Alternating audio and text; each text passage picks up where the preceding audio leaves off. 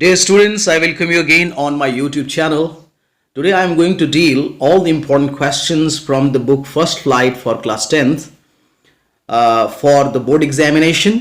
आज हम लोग बोर्ड एग्जामिनेशन के लिए फर्स्ट फ्लाइट बुक से जो 10th क्लास का बुक है उसमें कौन कौन से इंपॉर्टेंट क्वेश्चन हैं उसको आज हम लोग डील करेंगे, जो कि एग्जामिनेशन पॉइंट ऑफ व्यू से आपको बहुत मदद करने वाला है.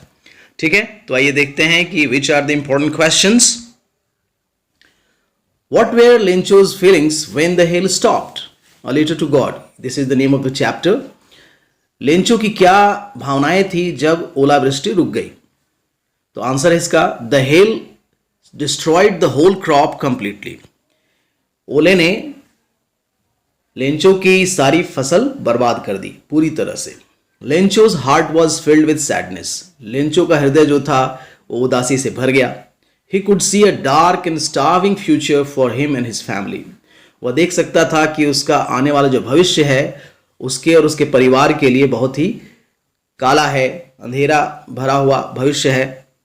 He was worried about lack of food for the coming year. वह इस बात के लिए चिंतित था कि आने वाले साल में वह अपने परिवार को क्या खिलाएगा. He was full of grief and couldn't sleep the whole night. वह पूरा दुखी था और रात भर सो भी नहीं सका. So these were the feelings of Lencho. Same chapter से सेकेंड क्वेश्चन है, why does the postmaster send money to Lencho? Why does he sign the letter God? Lencho को पोस्टमास्टर ने पैसे क्यों भेजे और उसने लेटर पे अपना सिग्नेचर गॉड किया, क्यों? आइए देखते हैं. The postmaster was surprised to see Lencho's complete faith in God. जो पोस्टमास्टर था वो बहुत ही आश्चर्यचकित था कि लेंचो की क्या कंप्लीट फेथ है, मतलब पूरी तरह से भगवान पे उसका विश्वास देखकर वो बहुत सरप्राइज्ड हो गया. Who open heartedly demanded 100 pesos writing a letter. जिसने एक पत्र लिखा था, यानी लेंचो ने पत्र लिखा था और उसने बिल्कुल खुलकर खुले हृदय से 100 पीसोज की डिमांड की थी. So he decided to send money to Lencho. इसलिए उसने डिसाइड किया कि वो लेंचो को पत्र का जवाब देगा, लेंचो के पत्र का जवाब देगा और उसे पैसे भेजेगा.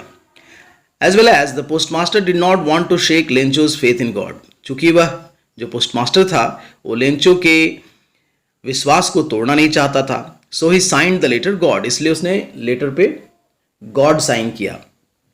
It was a good way to convey a message that God himself written the letter and sent him the help as per his request. इससे यह साबित हो जाता और यह मैसेज देना चाहता है लेंचो को कि भगवान ने खुद पैसे भेजे हैं और उसकी रिक्वेस्ट जो ग्रांट हो गई है. उसने जो पैसे मांगे हैं वो उसे मिल गए हैं. Now we have The third question from Long Walk to Freedom. Nelson Mandela से ये चैप्टर का क्वेश्चन है.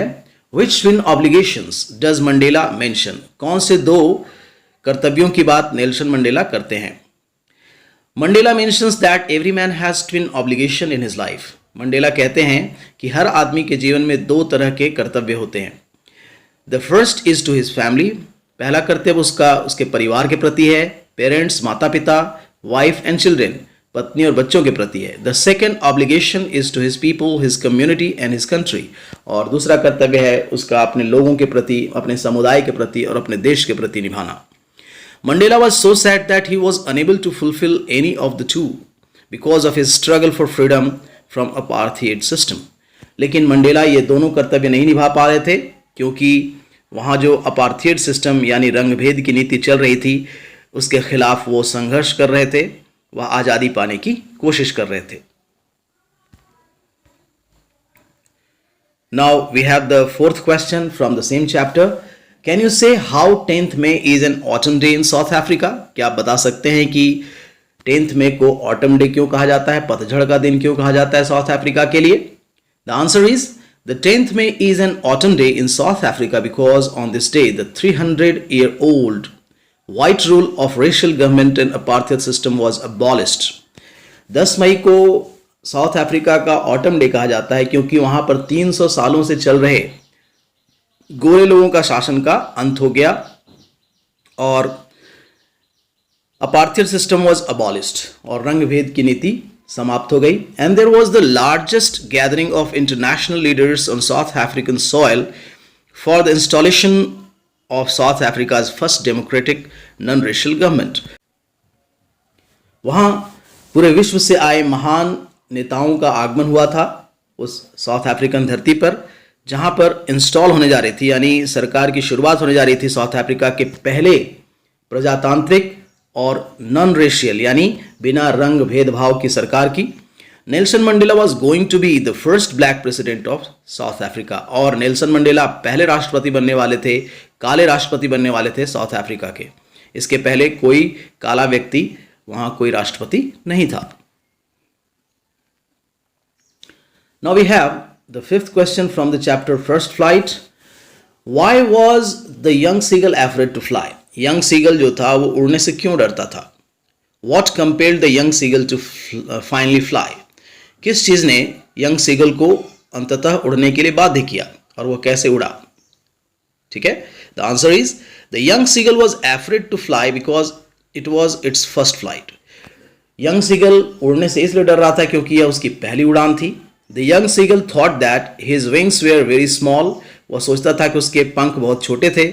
Small and would not help him in flying. और छोटे थे ही और शायद उड़ने में उसकी मदद ना करेंगे. He had no confidence as well. उसके पास बिल्कुल कॉन्फिडेंस भी नहीं था, आत्मविश्वास नहीं थी उसके पास. On the other hand it is also a well known fact that doing something for the first time is challenging. दूसरी तरफ कोई भी काम जब पहली बार हम लोग करते हैं तो एक चैलेंजिंग एटीट्यूड होता है इसमें, यानी यह हमारे लिए एक चुनौती होती है. तो उसके लिए भी एक चुनौती थी. Therefore, all young birds must be afraid to make their first flights. इसलिए हम सारे चिड़ियों के बारे में कह सकते हैं कि जब पहली उड़ान वो उड़ते होंगे तो उन्हें डर लगता होगा. His family left him on the ledge hungry for 24 hours. इसका दूसरा पार्ट है कि किस चीज़ ने उसको आखिर उड़ने के लिए बाध्य किया. तो उसके परिवार ने उसे 24 घंटों तक भूखा छोड़ दिया उसके लेज पर जहाँ वो रहता था. Nobody brought him food and called him a coward instead. उसके पास कोई भोजन लेकर नहीं आया बल्कि उसे लोग डरपोक भी कह रहे थे. But his mother pitied at him. लेकिन उसकी माँ को दया आ गई उस पर. And brought a piece of fish near him but did not give him. But out of hunger which maddened him he jump to catch but fell downwards. अब क्या हुआ, माँ जो है एक मछली का टुकड़ा लेकर उसके पास जाती है और उसके नज़दीक जाती है लेकिन उसे देती नहीं है. और भोजन के दृश्य ने उसे पागल कर दिया था तो वो जंप मार देता है पकड़ने के लिए और नीचे की ओर गिरने लगता है. And his wings opened itself. और इसके जो पंख थे अपने आप खुल गए. And he began to fly. और वह उड़ने लगा. It was the trick of his mother which made him fly. यह उसके माँ का एक ट्रिक था जिसकी मदद से उसने उड़ना सिखाया अपने बच्चे को. तो really our parents are very helpful in doing any work of the world. संसार के कोई भी काम करने में हमारे माता पिता हमारे सहयोगी होते हैं. So I would request you people to respect your parents. Okay. Question number 6. How did Anne justify her being a chatterbox? Anne ने अपने आप को कैसे जस्टिफाई किया कि बातूनी होना अच्छा है अपने ऐसे में? What made mister Keesing allow any two talk in the class? और किस चीज ने मिस्टर किसिंग को बाध्य कर दिया कि एनी को उन्होंने अलाउ कर दिया क्लास में बात करने के लिए? Answer is Annie gave 2 arguments. Annie जो है 2 तर्क देती है अपना to justify her being a chatterbox कि वह बातूनी क्यों है. One that chatting is students trait, यानी बातचीत करना, बातूनी होना छात्रों का अधिकार है. And other reason that nothing can be done about the inherited traits which she has got from her mother. और ऐसा कुछ भी नहीं किया जा सकता जो उसने वंशानुगत सीखा है, अपनी माँ से सीखा है, क्योंकि वह कहती है कि उसकी माँ भी बातूनी है. Anne wrote a beautiful poem about a father swan and 3 ducklings which are beaten to death by the father because they quacked much. Anne ने एक बहुत ही सुंदर कविता लिखी. ऐसे लिखा था लेकिन कविता के फॉर्म में लिखा, जिसमें एक पिता हंस था जो अपने 3 बच्चों को गला दबाकर मार डालता है क्योंकि वे बहुत हल्ला करते थे, क्वैक क्वैक करते थे. This poem appealed to mister Keesing and Annie was allowed to talk in the class. और इस कविता ने बहुत बाध्य कर दिया मिस्टर किसिंग को और मिस्टर किसिंग ने अपने आप को हंस पिता समझा और एनी को डकलिन समझा। इस तरह से वे बहुत हंसे भी और उन्होंने अलाउ कर दिया कि अब वो क्लास में बात कर सकती थी। ठीक है। Now we have the 7th question. Annie says teachers are the most unpredictable. How? Annie कहती है कि शिक्षक लोग जो होते हैं वो बहुत ही अनप्रेडिक्टेबल होते हैं, यानी उनके बारे में अनुमान लगा पाना कठिन है कि वे अगले पल क्या करेंगे। हाउ? कैसे? तो Anne says this in the context of her maths teacher mister Keesing. Anne ऐसा अपने मैथ्स टीचर मिस्टर कीसिंग के बारे में उनके संदर्भ में कहती है, हु इज अनप्रेडिक्टेबल, जो कि बिल्कुल अनप्रेडिक्टेबल है, उनके बारे में अनुमान कर पाना मुश्किल है कि अगले पल वो क्या कहेंगे और क्या करने को दे देंगे।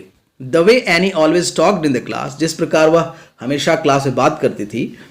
Any teacher would lose his temper, कोई भी शिक्षक गुस्सा हो जाता।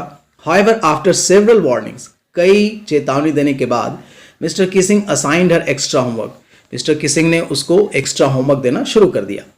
She had to write an essay on a chatterbox, उसे एक बातुनी के ऊपर ऐसे लिखना था। In this way he tried to play a joke on her, इस तरह से वह उसका मजाक उड़ाते थे। Each time he asked her to write such essays, और हर बार इसी तरह के एसेज उसको मिलने लगे। शी रोट वेरी वेल, वह बहुत अच्छा लिखती थी। She kept countering his jokes, और उनके जोक का जवाब देने लगी वो। One could not have predicted that he would take all the jokes in the right spirit, और कोई भी यह अनुमान नहीं लगा सकता था कि मिस्टर किसिंग अब इसके लिखे हुए जोक्स या इसके लिखे हुए जो एसेज थे उसको सही तरीके से लेंगे। Finally when she wrote an entire essay in words, जब एक उसने पूरा एसे वर्ड्स में लिखा, कविता में लिखा, he accepted her talkative nature, उन्होंने मान लिया कि उसका टॉकेटिव नेचर है, and naturally allowed her to talk in the class, और उसको अलाउ कर दिया कि अब वो क्लास में बात कर सकती थी।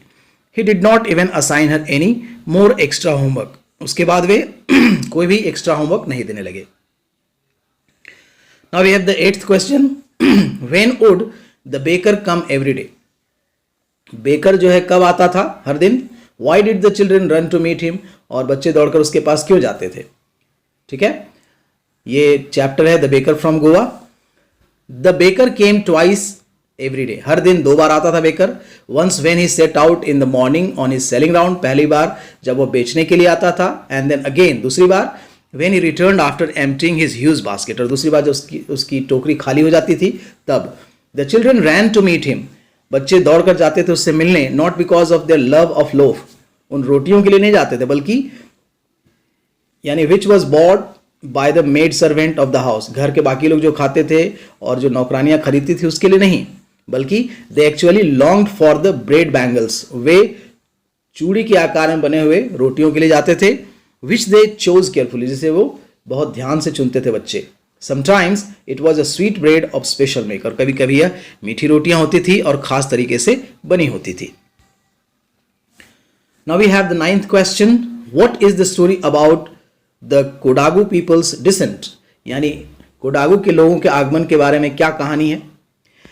आंसर है इसका, इट इज बिलीव्ड दैट, यह माना जाता है कि Kodagu people are of Greek और अरबिक ओरिजिन, कि कोडागू के लोग जो हैं वो ग्रीक या अरबिक ओरिजिन के, यानी ग्रीक या अरब से हैं।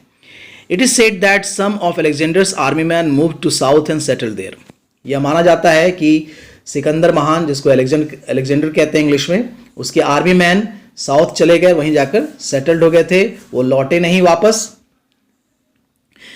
Their costume, martial practices and marriage rituals also point to the fact that they are from Arabic origin. उनका पहनावा, उनके लड़ने का तरीका, शादी विवाह, संस्कृति, ये सारा चीज बताता है कि उनका आगमन अरब से हुआ होगा।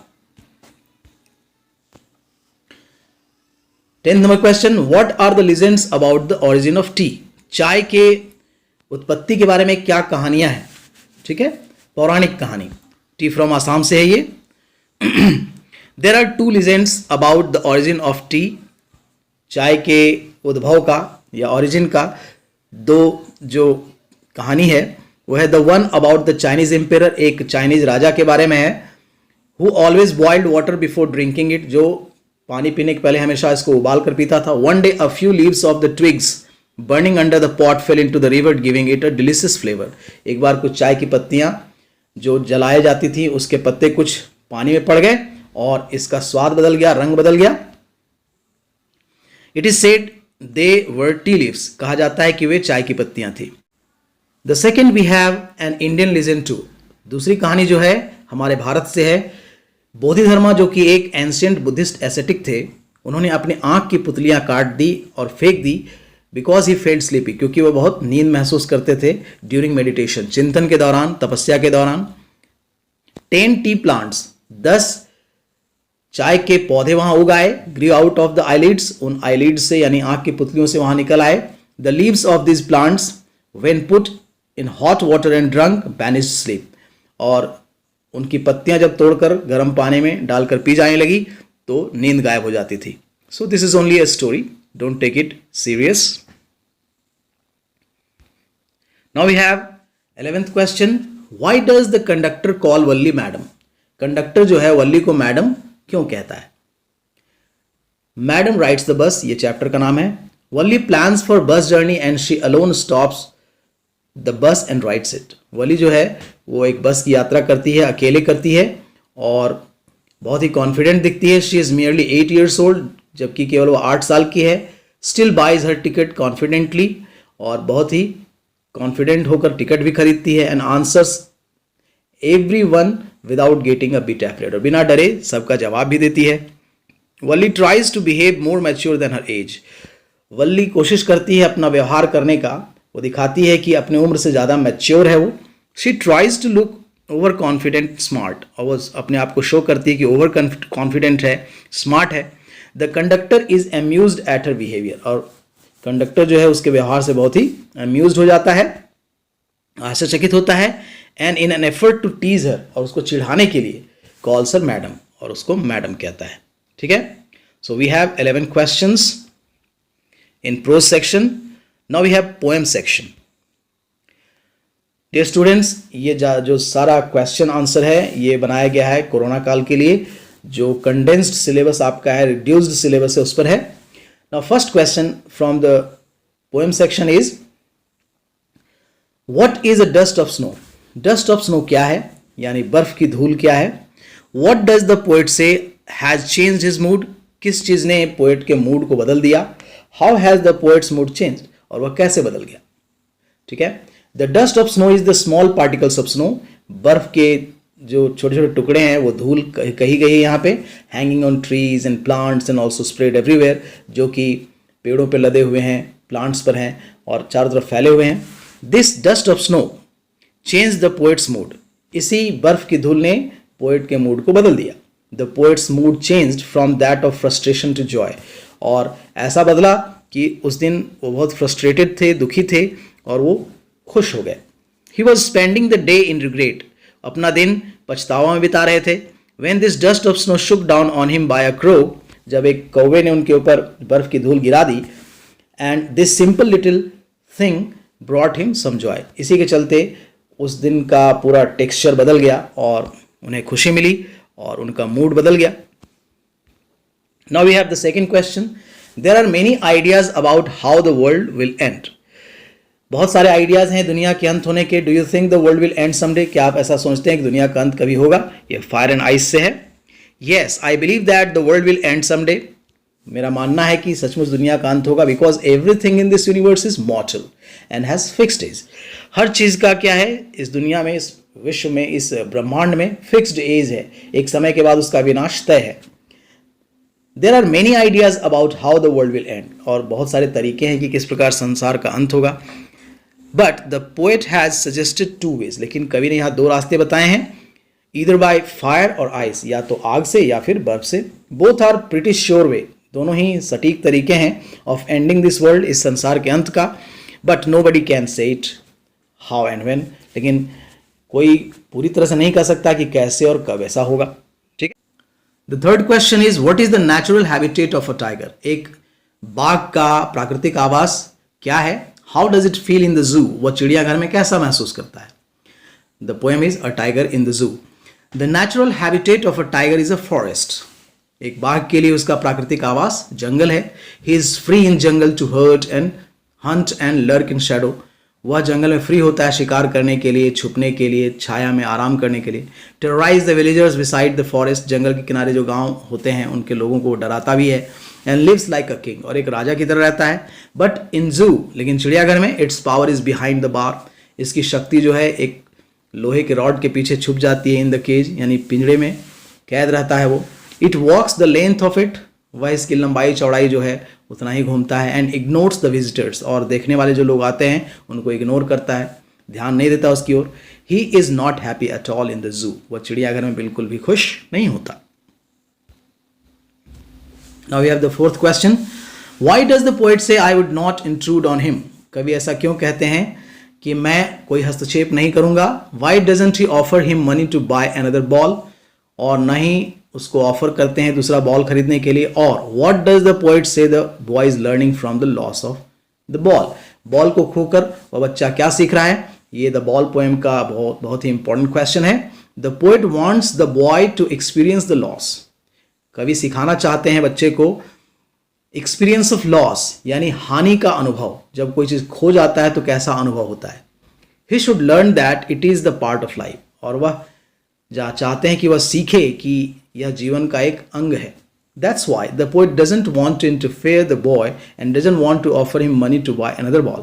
और इसीलिए वह इंटरफेयर भी नहीं करते हैं, हस्तक्षेप भी नहीं करते हैं, और ना ही उसको कोई पैसा ऑफर करते ताकि वह दूसरा बॉल खरीद ले। दूसरी तरफ the boy is also learning the responsibility of keeping the things in the world of position, और दूसरी तरफ वह एक रिस्पॉन्सिबिलिटी सीख रहा है, अपनी जिम्मेवारी को सीख रहा है, जिम्मेदारी को सीख रहा है कि किस प्रकार इस संसार में अपने वस्तुओं को हम सुरक्षित रख सकते हैं।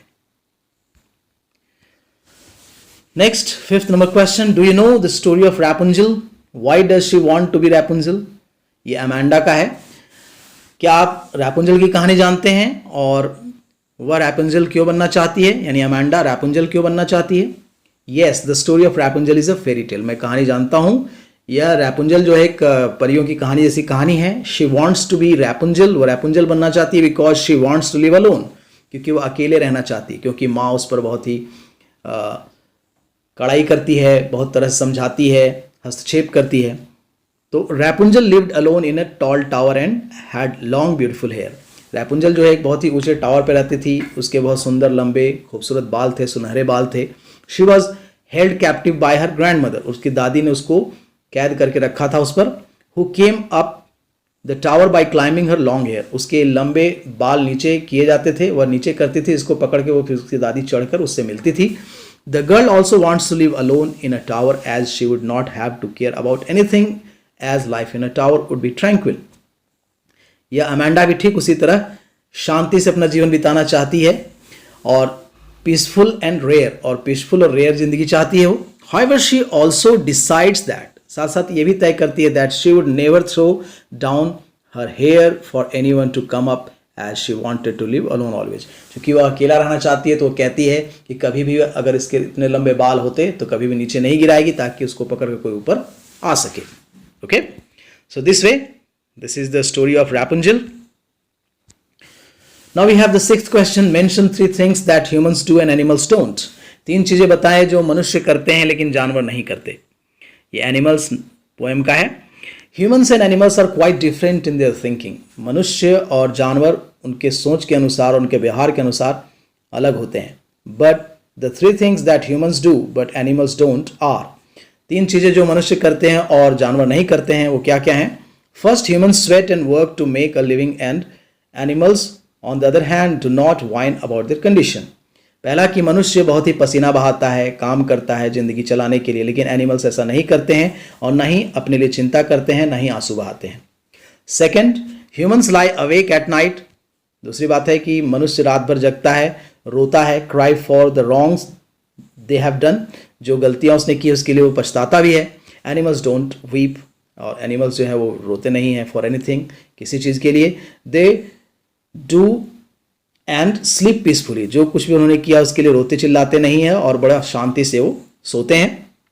The third thing, humans make each other sick by discussing their duties to God.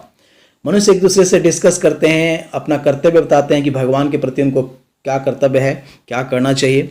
जबकि however animals do not have any god and they live and survive without any prayer or fast. जानवरों का कोई भगवान नहीं होता और वे बिल्कुल शांति से जीते हैं, सर्वाइव करते हैं किसी प्रार्थना के बिना, किसी फास्टिंग उपवास के बिना. इस तरह से these are the three basic difference between humans and the animals. Now we have the seventh question.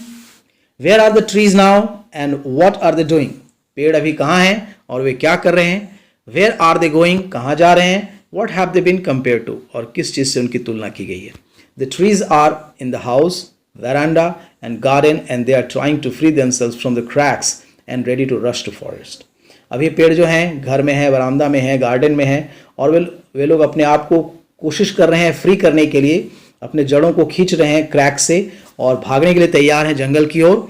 They are running towards the empty land of forest. जो जंगल खाली हो चुके हैं उधर भागना चाहते हैं. To make it green and dense again. इसको फिर से हरा भरा करना चाहते हैं और घना बनाना चाहते हैं. They have been compared to the discharged patient who is coming out of the hospital, stumbling, half-dazed and weak. उनकी तुलना बीमार मरीज से की गई है. जिस प्रकार मरीज को जब हॉस्पिटल से छुट्टी मिलती है तो कैसे लड़खड़ा के चलता है, ठीक उसी तरह ये भी बीमार दिखाई पड़ रहे हैं और लड़खड़ा कर भागे जा रहे हैं जंगल की ओर. इसलिए उनकी तुलना मरीज से की गई है. So I hope that you understand. So thanks a lot, students. These are the most important questions from the examination point of view during the corona period. I hope that you will do better in the examination. Thanks a lot for watching. Have a good day.